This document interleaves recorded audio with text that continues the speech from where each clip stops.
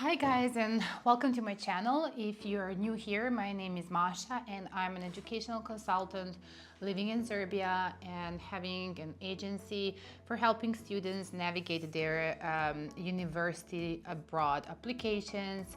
So basically I'm helping students apply to different universities, whether in UK, generally speaking Europe, USA, Canada, Asia, literally everywhere.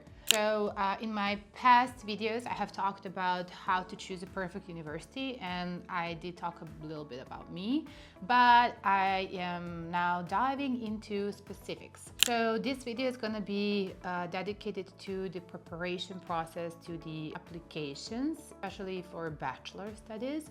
So if we're talking about like what documents do you need, what is the timeline, when to prepare all of this, how to prepare all of this, like there are certain things you would really need to know, and I think I would ease your life when you watch this video. Basically it's different for every country. I'm gonna talk in this video more about the European countries, not in specifics. So I'm not gonna just choose a European country and talk about that system. I'm gonna talk about broader picture in terms of general documents you need to apply. In order to apply for bachelor studies in Europe, you would need your high school transcripts. That would be from the first year of high school, second, third, and then the last one if you have 4 years. Meaning you're applying with your first, second, and third year high school transcript.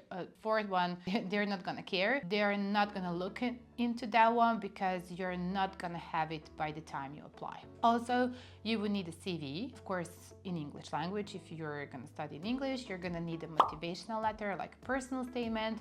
You're gonna need to do some tests, like SAT test maybe, or LSAT or LNET. You're gonna need probably TOEFL, IELTS, or Cambridge for English language certificate if you do not have a UK, USA, Canadian, Australian high school degree, or generally speaking, if you are not a native speaker. Then you're gonna need those tests like TOEFL, IELTS, or Cambridge. You can choose now. Even Duolingo is popular. I wouldn't opt for that one. I would always go for TOEFL. It showed really great performances, whether it was taking it in the testing center or taking it online. So I would always choose going to a testing center and doing TOEFL there. TOEFL has like a grading scale up to 120 points. For most of the European universities, you would need B2. Maybe if you're applying to the top ones, you would probably need C1. That would be anything above 95 points out of 120. If we're talking about studying specifically in Italy, Bocconi University, Bologna University, Lewis University, those are like the best ones for business and economics in English, and those require SAT tests. Bocconi is asking for like 1,350 minimum in order to be admitted, alongside with other documents. Bologna something similar. So of course I'm gonna dissect each and every university application process, but this is just like randomly telling you all those like general informations you would need to know. Also for bachelors, sometimes they would require you to take an interview, and sometimes they can even ask to do like a simulation test using certain software like Kira software at IE University in Madrid. So as you can tell from what I'm telling you now, there are different requirements for each and every university and like different requirements for each and every country in Europe. This was just like a general overview for all of those. If we're talking about master programs, you're gonna have your transcript of records. And just one really important thing to know is basically you apply for your bachelor studies just when you started your last year of high school. Just guys, please do not wait you to finish the high school and then apply. You're gonna be late. So we go 1 year in the past, like 1 year before graduation, you're gonna do that. The same applies for your master's studies, where you're gonna be in your final year of your studies, and then you can immediately apply for your master's if you want. If you don't want, you can wait. For bachelor studies, I must tell you that it is better to apply immediately after high school. Taking gap years can be tricky for some universities as they tend to look at that fact. But for masters, just you can relax. You don't have to pressure yourself. Literally, you can apply in your 40s if you wanted it so.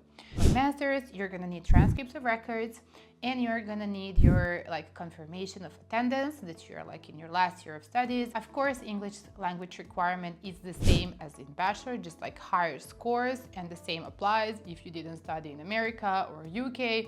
Or Canada or any country where the English language is a native one, you're gonna have to prove that you know English language. You need to provide a test, either TOEFL, IELTS, Cambridge is the same, just the score needs to be higher. Also, you would need a motivational letter, a couple of letters of recommendation. They can be either from work or from university, and you would probably have an interview for most of the programs. For some programs like marketing, management, business related, anything business related to a top-notch state universities in Europe, you're gonna do either GMAT or GRE test, but that's a different story. Picking universities in Europe can also be tricky, but we're gonna dive into each and every university, and I'm gonna show you the application procedures and what to do, what not to do from my own experience. Basically, I have students everywhere. My clients enrolled University of Edinburgh, King's, Queen Mary, Technical University of Munich, ETH in Zurich, all the top ones and the middle ones, and name it, I've done the application. That would be the general documents. The timeline and the deadlines for applications differ. They're just different. When we talk about a specific university, I'm gonna mention the deadlines, but just for you to know, when you're starting your last year of high school and when you're starting your last year of studies, that's the time to apply if you want to finishing everything in a timely manner without taking any gap years. Also, one important information is that if you're coming for a country, for example, from Serbia or Italy, of course, you're gonna scan the original documents in the original language, but you have also need to translate those with an official court sworn translator into English language. So just please bear that in mind. They need to have both. I had situations where with clients just send the originals without translations, or even sending translations without originals. That can result in automatically you being rejected for the application procedures, and you cannot continue to the interview stage or any other stage of the application process. Just for you to be mindful, this would be the broader look of the documents. Of course, I'm gonna talk more deeper. This is really still new for me, so I'm practicing. I know that maybe some of this information can be a lot to take on, and maybe it's all mixed up now. But as we go into specifics, I think I'm gonna be better at doing my videos, and then I'm gonna share more information with specific universities, specific procedures, and everything. Also, one last thing is that don't forget, of course, you're gonna do and have a copy of passport. You don't need any birth certificates or sort of for European application, just a copy of your passport. And of course, there are different procedures for non-EU and EU, but that's a different story, and we're gonna cover that in my next video. I hope you like this one. I hope I didn't bug you a lot and then it wasn't boring, but I'm promising you we're gonna keep up with this, and we're gonna dive into super cool stuff in the upcoming videos. Until then, please push the notification button, subscribe, help me out raise awareness about this, because I think my videos can help a lot of students actually prepare for their universities. Thank you, and see you in my next video.